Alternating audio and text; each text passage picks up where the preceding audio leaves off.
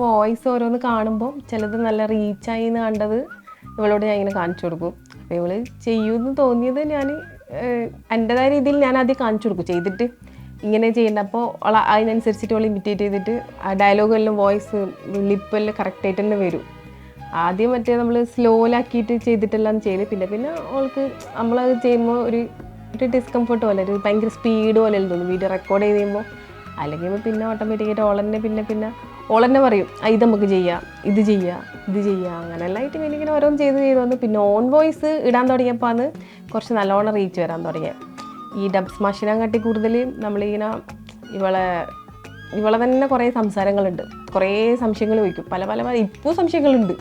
ഇത്ര വയസ്സായിട്ടും സംശയങ്ങൾ തീർന്നിട്ടൊന്നുമില്ല. അപ്പോൾ അന്നേരം ഈ കുട്ടി നല്ല ക്യൂട്ട് ഡൗട്ട്സ് ആയിരിക്കും. അപ്പോൾ ഞാൻ എന്ത് ചെയ്യും, വീഡിയോ എടുത്തിട്ട് അപ്പോൾ എനിക്ക് കുഴപ്പമില്ല, ആൾക്കാർ കണ്ടു കഴിഞ്ഞാൽ അവർക്കും നല്ല രസം തോന്നുന്നത് ഞാൻ അപ്ലോഡ് ചെയ്യലാണ്.